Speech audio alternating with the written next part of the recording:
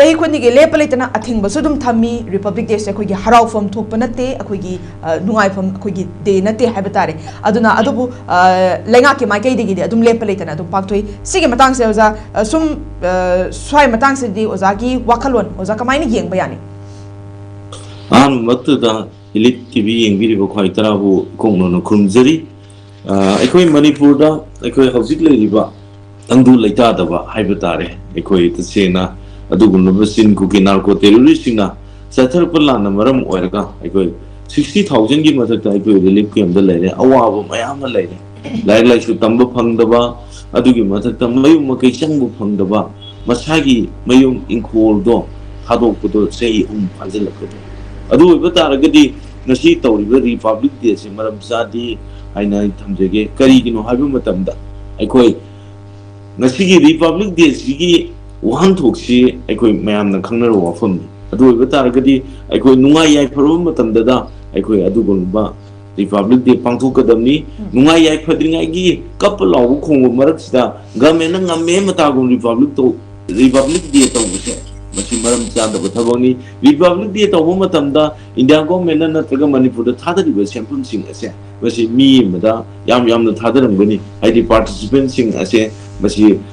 faisana kauraga haidi Republic Day jingge pangthokiba oigani haina aidhamjege maram aduna aikoi Manipur sida ista awa phamda tariba kappa lawbu khomuna pek thalingai sida Republic Day tawna governor na madu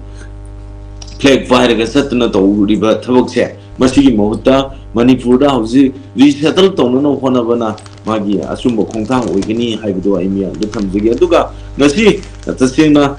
sei khudingi majo athingba thamiba se tasena masi maram ama sungsoi soidana leigini haibidi aikoi India da aikoi merger taw matungda aikoi gi phampam thokpu right manpa adugi mathakta aikoi bu India gi citizen ni haini yengtaba masina maram amasu oigini haibse aigi wakalonda thamjege maram di karigino haibu matanda aikoi tasena iramdam kanglaifa Manipur se maning tamba laiba amo oibudigi aikoi tasena 1949 di India da merge tawgi adu ibataragadi maning tamba laiba amo oiranmiba Manipur se India sa merge tawba matamda yanakiba hairakiba wafum khudimang madu ngana chalaba matamda da aikoi madu tasena Manipur da laiba people khudimang afian bo gedam ngasi phawa India government na madu ngana chapidi aikoi bo ngasi phawa da India da merge taw matumda aikoi gi tasena aikoi gi Manipur se aikoi gi adugu laba parsi state oina thame adugi union territory oina muk lahale aduga statehood phange statehood phangbadagi tasena Manipur da asfa armed forces special for act thamjinduna aigi mansa daba mihat adagi nufi engang da ot naiba ngasi phawda Manipur gi apun mi saktam da thugaina bu honariba Manipur gi border aduga leiriba India gi oba divide and rule policy mayamse masi aikoi miyam khangna wafun maram aduna India gi wakalon se yarigi aikoi athu matamda wakal tawa matam yaure hebdo ai miyam da thamjegi